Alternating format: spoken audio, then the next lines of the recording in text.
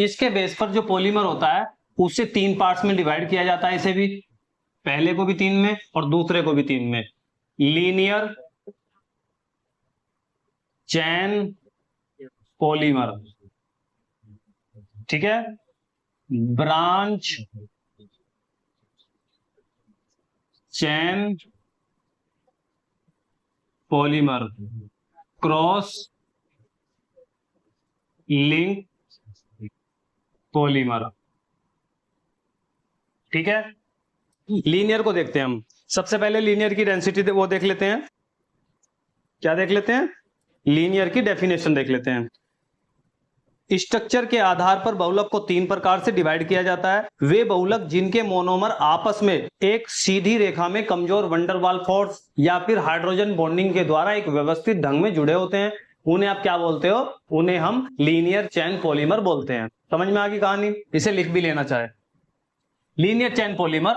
अब इनकी स्ट्रक्चर कैसी होती है सोचो, ये मोनोमर है, ये मोनोमर है, ये मोनोमर, ये मोनोमर, कुछ इसी तरीके से मोनोमर चलते चले जाएंगे। ये हो गई एक चैन। जब हम दूसरी चैन देखेंगे तो वो भी कुछ इस तरीके से चलेगी, वो भी कुछ इस तरीके से चलेंगी। यानी कि इसकी जो चैन चलती हैं वो कुछ इस तरीके से चलती हैं,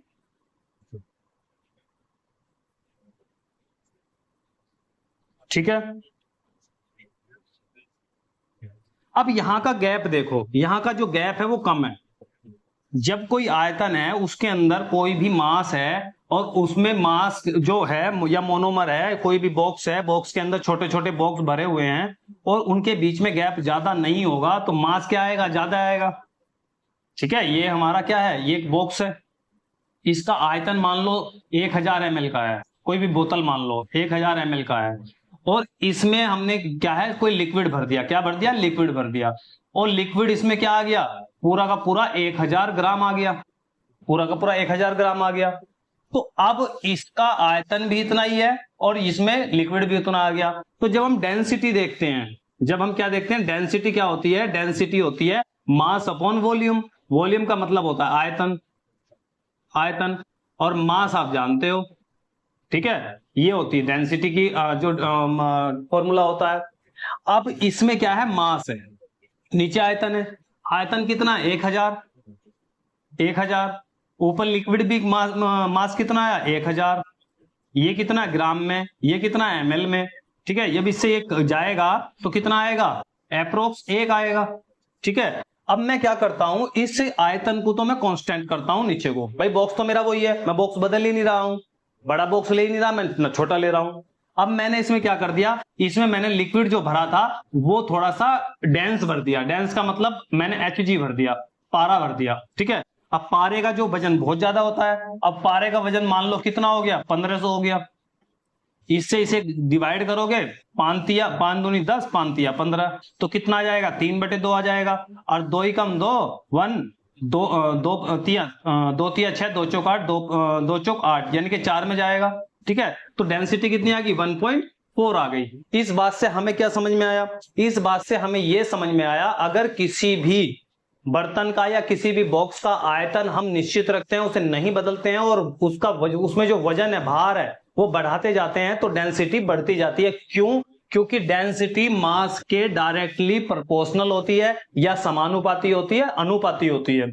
और जो आयतन होता है वो डेंसिटी के घनत्व के व्युत्क्रमानुपाती होता है या फिर इनवर्सली प्रोपोर्शनल होता है। यानी कि अगर आप आयतन बढ़ाओगे तो डेंसिटी कम होगी, अगर डेंसिटी बढ़ाओगे तो आयतन कम होगा, अगर आप मास बढ़ाओगे तो डेंसिटी भी बढ़ेगी, अगर आप डेंसिटी बढ़ाओगे तो मास भी बढ़ जाएगा। इतनी बात समझ में आई? अब यहां ये बात मैं आप लोगों को बता क्यों रहा हूं? मुद्दा तो ये है कि साहब ये फालतू की चीजें क्यों बता रहे हो? ये फालतू की चीजें नहीं है और ये बहुत इंपॉर्टेंट चीज है, इसीलिए ये जो है 8वीं 9वीं में ही पढ़ा दी जाती है। अब मैं जब पढ़ा क्यों रहा हूं वो एक बार इसका स्क्रीनशॉट ले लो ताकि भूल ना जाओ। हो गया? चलो, अब मैं इसलिए पढ़ा रहा हूं कि आप एक चीज समझिए, ये 3 बॉक्स हैं, 1 2 3, इसमें गैस भरी है, इसमें लिक्विड भरा है, ये सॉलिड है, कोई भी सॉलिड पदार्थ भरा है, ठीक है। अब डेंसिटी किसकी ज्यादा होगी? सब डेंसिटी तो इसकी ज्यादा होगी, वेरी गुड, इसकी थोड़ी सी कम हो जाएगी, इसकी क्या हो जाएगी, कम हो जाएगी, और इसकी और भी कम हो जाएगी। बॉक्स उतने बड़े बड़े ही हैं, लेकिन इनके जो मॉलिक्यूल है वो भार जो है वो कम है, एक दूसरे से बहुत बहुत दूर है। ये कोर्स आप लोगों को YouTube पर नहीं मिलेगा, इसका जो लिंक है वो आप लोगों को अलग से दिया जाएगा। इसीलिए आप लोग इससे जुड़ने के लिए, इसे ज्वाइन करने के लिए आप लोगों को हमसे कांटेक्ट करना पड़ेगा। जो डिस्क्रिप्शन में हमने मोबाइल नंबर दिया है या फिर साइट पे आप लोगों को मिल जाएगा, तो वहां से आप लोग वो नंबर ले सकते हो और हमसे जुड़ सकते हो, ये कोर्स ज्वाइन कर सकते हो। जो कोर्स ये हमने स्टार्ट किया है, अगर आप लोग इसे कंप्लीट कर लेते हो तो आपको खुद लगेगा कि आप कल तक कहां थे और आज आप कहां पर खड़े हो नॉलेज के मामले में। ठीक है, तो ये जो कोर्स है ये आप लोगों के लिए काफी ज्यादा हेल्पफुल रहने वाला है। इसमें हम प्लास्टिक से लेकर पूरा का पूरा जो इंजेक्शन मोल्डिंग प्रोग्राम है वो हम पूरा कवर करने वाले हैं। ठीक है,